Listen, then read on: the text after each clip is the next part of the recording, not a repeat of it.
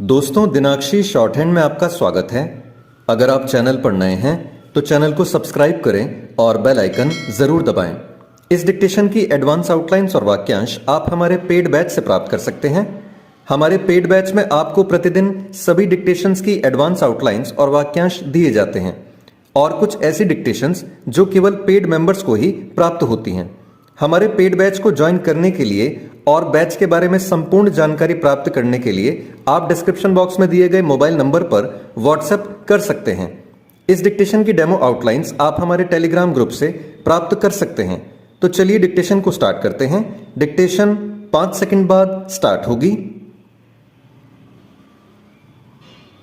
Ready, start. Chandrayaan की कामयाबी के बाद भारतीय अंतरिक्ष अनुसंधान संगठन यानी इसरो ने सूर्य की बाहरी परत का अध्ययन करने की तैयारी कर ली है। भारत पहली बार आदित्य L1 अंतरिक्ष यान सूर्य की कक्षा में भेजने जा रहा है। यह यान पूरी तरह स्वदेशी तकनीक से तैयार किया गया है। यह इस बात का एक और संकेत है कि भारत न केवल अंतरिक्ष अध्ययन की दिशा में अग्रणी देशों की कतार में शामिल हो गया है, बल्कि वह अंतरिक्ष यान बनाने में भी आत्मनिर्भर है। इसके लिए अब उसे दूसरे देशों का मुंह नहीं जोहना पड़ता। पहले ही उपग्रह प्रक्षेपण के मामले में भारत अंतर्राष्ट्रीय बाजार में एक भरोसेमंद और किफायती तंत्र विकसित कर चुका है। दुनिया के बहुत सारे देश भारतीय प्रक्षेपण केंद्रों से अपने उपग्रह स्थापित कराने का प्रयास करते देखे जाते हैं। चंद्रयान तृतीय का प्रक्षेपण करके उसने यह भी साबित कर दिया कि वह न केवल बहुत कम लागत पर अंतरिक्ष यान तैयार कर सकता, बल्कि उसे कामयाब भी बना सकता है। ऐसे में स्वाभाविक ही आदित्य L1 पर सबकी निगाहें टिकी हुई हैं।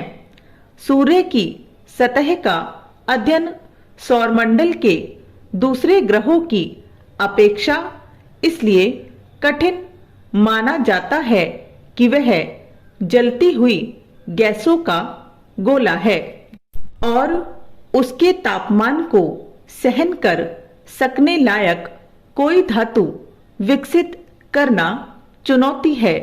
मगर अत्याधुनिक दूरबीनों और तरंगमापी यंत्रों की मदद से उसकी हलचलों का अध्ययन करना कोई मुश्किल काम नहीं है।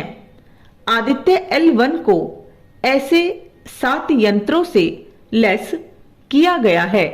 यह उस बिंदु के आसपास रहकर सूर्य की हलचलों पर नजर रखेगा जहां सूर्य और पृथ्वी के बीच गुरुत्वाकर्षण और प्रतिकर्षण बल पैदा होता है। दरअसल सूर्य का अध्ययन इसलिए भी जरूरी लगता रहा है कि सौरमंडल का यही ऐसा ग्रह है जिसका पृथ्वी के जीवन जगत पर सीधा प्रभाव पड़ता है। अगर सूर्य पर कोई हलचल होती है तो उसका स्पष्ट प्रभाव पृथ्वी पर दिखने लगता है। इसलिए अब जिस तरह पृथ्वी पर जलवायु परिवर्तन का संकट गहरा होता जा रहा है, उसमें सूर्य पर हो रही गतिविधियों का अध्ययन बहुत जरूरी हो गया है। पराबैंगनी किरणों, ओजोन परत पर सूर्य की किरणों के प्रभाव आदि की गहन जानकारी जुटाना अनिवार्य हो गया है। हालांकि पृथ्वी पर सूर्य के प्रभाव को लेकर अध्ययन हजारों वर्षों से होता आ रहा है, मगर अब उस पर हो रही हलचलों और अंतरिक्ष में आ रहे असंतुलन की वजह से पृथ्वी पर जीवन के लिए बड़े संकट की आशंका जताई जाने लगी है। भारत से पहले अमेरिका, जर्मनी और यूरोपीय अंतरिक्ष अनुसंधान केंद्र 22 बार अपने यान सूर्य मिशन पर भेज चुके हैं। अमेरिकी अंतरिक्ष एजेंसी नासा अकेले 14 बार अपने यान भेज चुका है। उन अध्ययनों से सूर्य को लेकर काफी कुछ बातें पता चल चुकी हैं, मगर अंतरिक्ष अध्ययन में जब तक अपने जुटाए आंकड़े न हो तो किसी निष्कर्ष पर पहुंचना आसान नहीं होता। फिर हर नया अनुसंधान पिछले अनुसंधानों से आगे के बिंदुओं को केंद्र में रखकर किया जाता है। सूर्य को देखने समझने की अपनी भारतीय दृष्टि तो है ही, अध्ययन यह भी है कि सूर्य का धीरे धीरे क्षरण हो रहा है, जिसके चलते पृथ्वी की स्थिति पर बुरा प्रभाव पड़ रहा है।